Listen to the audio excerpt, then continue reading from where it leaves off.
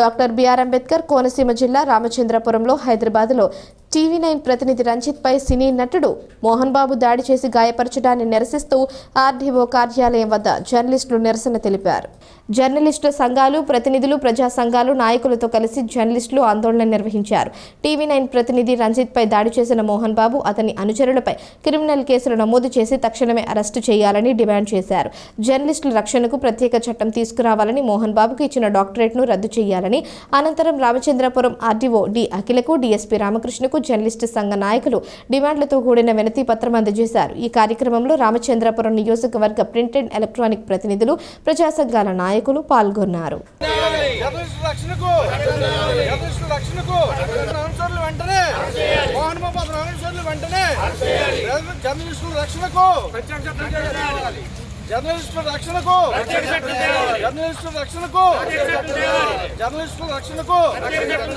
బాబును వెంటనే వీడియోపై దాడి చేసిన వారిని వెంటనే జర్నలిస్టుల రక్షణకు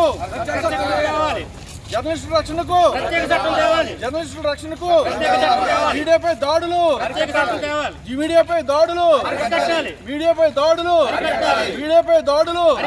మోహన్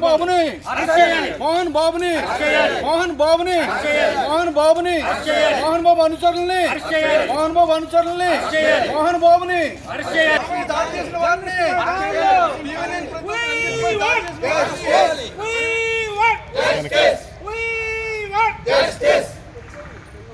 చెప్పండి. జర్నలిస్టు రంజిత్ పై దాడి చేసిన వారిని రంజిత్ పై దాడి చేసిన వారిని రంజిత్ పై దాడి చేసిన వారిని టీవీ9 విలేకరి రంజిత్ పై దాడి చేసిన వారిని మోహన్ బాబుని టీవీ9 జర్నలిస్ట్ రంజిత్ పై దాడి చేసిన వారిని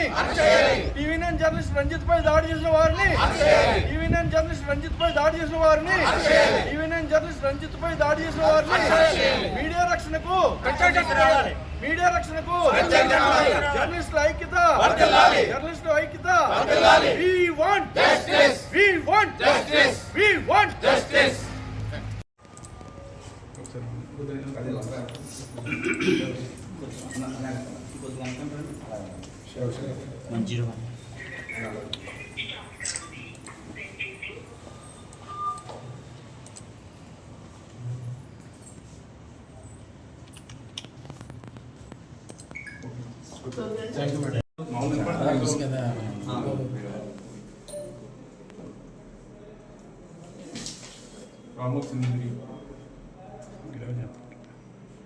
పార్టీ రామచంద్రపురం నియోజకవర్గ కార్యదర్శి. నా పేరు పెద్దిరెడ్డి రాము.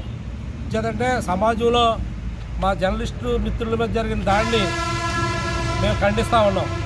ముఖ్యంగా జర్నలిస్టుల మీద దాడి అంటే ప్రజాస్వామ్య వ్యవస్థ మీద దాడిని అభిప్రాయపడతా ఉన్నాం.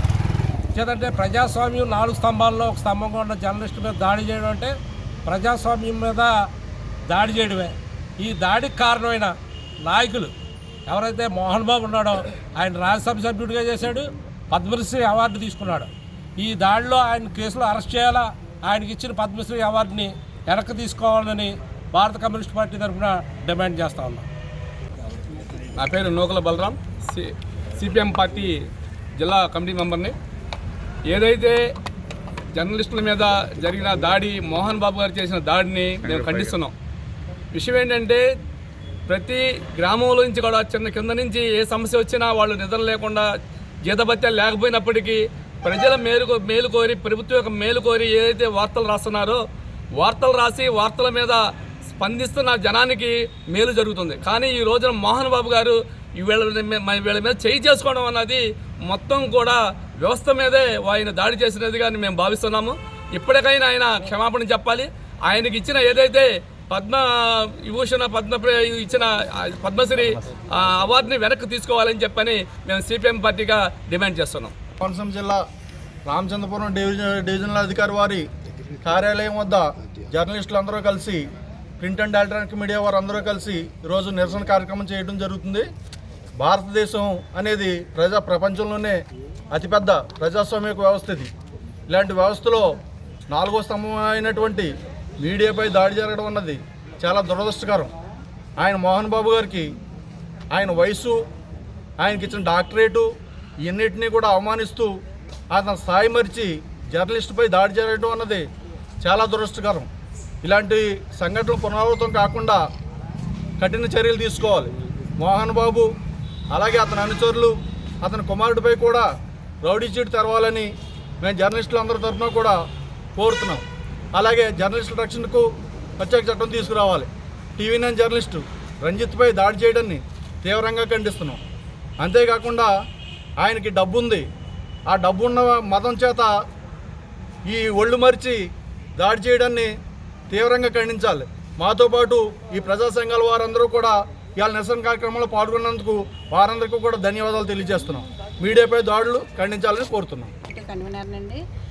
ఈ జర్నలిస్టుల మీద దాడి మోహన్ బాబు గారు చేయడం అన్నది చాలా దురదృష్టకరం. ఎందుకంటే ప్రజానికం తెల్లవారితే ఏం జరుగుతుందన్నదే మీడియా బయటికి తీసుకెళ్తేనే కానీ ప్రభుత్వాలకి తెలీదు.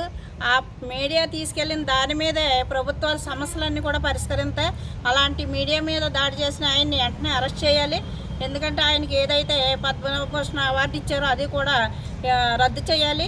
ఆయన్ని వెంటనే ఆయన అనుచరులని ఆయన్ని కూడా వెంటనే అరెస్ట్ చేయాలని మా డిమాండ్.